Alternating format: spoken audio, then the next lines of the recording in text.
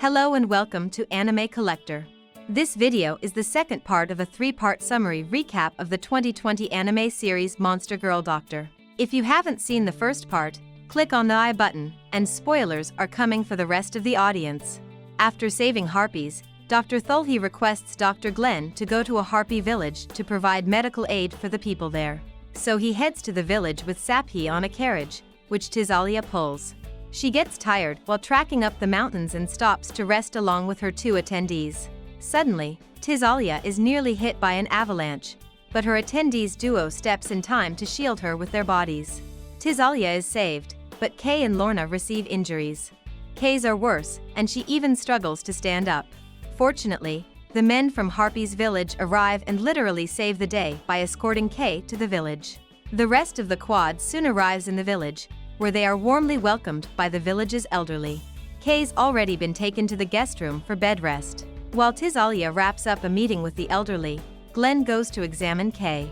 Tisalia has come to recruit the Harpies to her transportation company to boost its efficiency through airborne transportation. Next up, Glenn checks Kay and is relieved to learn that her leg is only sprained and not fractured. He advises Kay to take bed rest while Lorna takes care of Tisalia alone.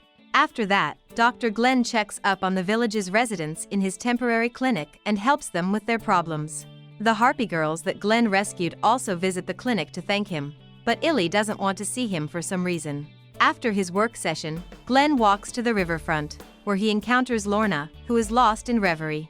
She tells Glenn that she and Kay are orphans and childhood buddies. Thus, she shares a special bond with her. At night, Tisalia approaches Glenn and complains about Lorna's strange behavior and how she's been struggling to remember basic things lately. She also requests that he examine Lorna, and he agrees. But Glenn is perplexed as to what is wrong with Lorna. After doing a bit of research, he concludes that centaurs typically train out their inherent predisposition to be emotionally sensitive. He presumes that Lorna struggles with the idea of being separated from Kay for an extended period. So he goes to work doctoring and fixes Lorna's posture with tugging, as well as blindfolds her to heal her emotionally. After the therapy, Lorna claims that she is feeling much better. Subsequently, Glenn pays a visit to Kay, who makes lustful moves toward him under the pretext of repaying him. Lorna soon joins her in this bold maneuver. The girls show no hesitation in declaring that if Glenn marries Miss Tisalia, he will be allowed to play with them as part of the harem stable. But Glenn, flustered, manages to get out of this situation. After some days, Kay swiftly recovers, and Tisalia informs Glenn that Illy has called her to meet in person. Saphi and Glenn follow Tisalia to Illy's place, and they arrive at her home shortly after, only to find Illy sitting meekly with her feathers strewn on the floor. While Tisalia and Saphi sweep the home, Glenn gets permission to examine Illy.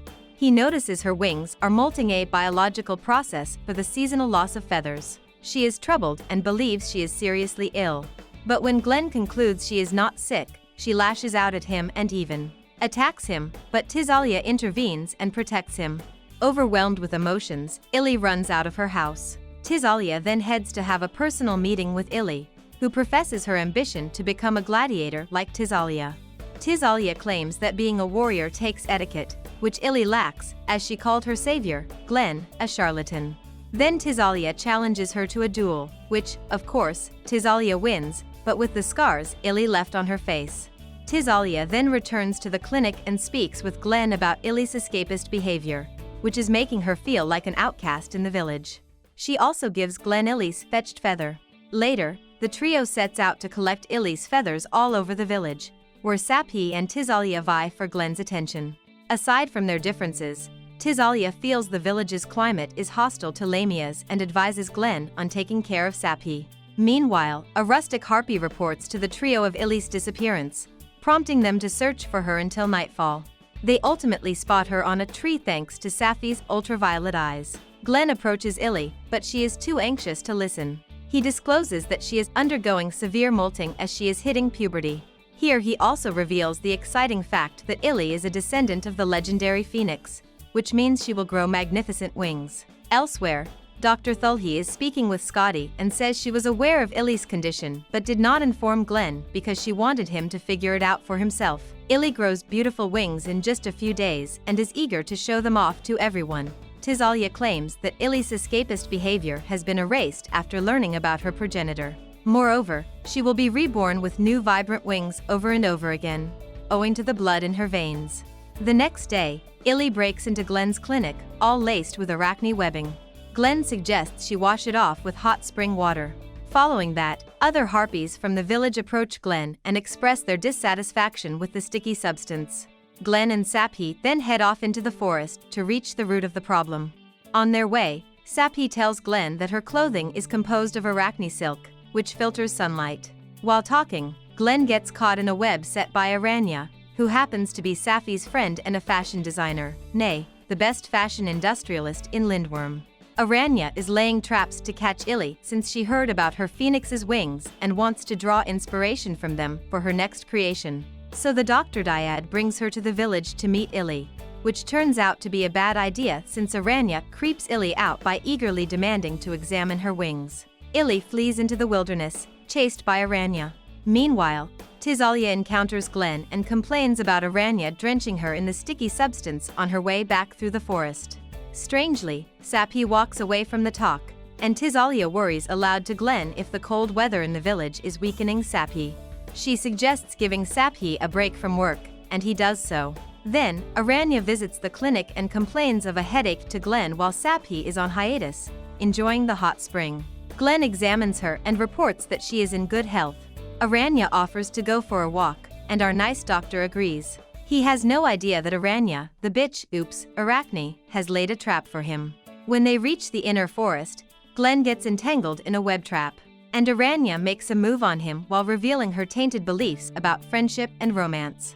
She reveals that she envies what other people have and that making love with Glenn will strengthen her bond with Saphi. But, before she can do anything, Tisalia jumps in and frees Glenn from the trap. Aranya verbally attacks her, stating her love is phony, driving Tisalia to attack her. Saphi arrives at this precise time and scoops Glenn up in her tail. She claims that the doctor does not have time for love or marriage. While she is speaking, Glenn sees through her. He knows Saphi is heartbroken but unable to express it since Lamia's lacks tear ducts. Then he passes out because Saphi has unwittingly grabbed him so tightly. Around midnight, Glenn drinks with Saphi. She apologizes for suffocating him, but Glenn is nonchalant about it. Then she opens up about her feelings, confessing her love for Glenn and her concern that several rivals may steal him from her. Suddenly, the tremor interrupts their moment, smashing the wine bottle. The elderly of the village forecasts that the quake is because of a giant approaching the town, and his prediction turns out to be correct. Now, the harpies are in jeopardy as Giant's thundering approach continues. The houses are collapsing with each step, and not all harpies can fly or flee in time. Tisalia takes command of the situation and dispatches Illy to alert Scotty of what is going on. She then amasses everyone for evacuation. Glenn and Saphi tend to the injured so that they can leave quickly. Soon, Glenn notices that Tisalia is nowhere to be found. It turns out that Tisalia is going to face the giant alone to use herself as a distraction to stall the giant, buying the people time to evacuate. Saphi and Glenn try to stop her from doing so, but she refuses, so the two decide to accompany her. They proceed on their journey to dissuade the giant from walking to the village. When they encounter the giant, they see that she is a female giant named Dion. They find she is a friendly giant who is not out to harm anyone. Dion's booger-blasting sneeze indicates that she is ill and is actually looking for a doctor. Glenn decides to treat her by creating medication for her.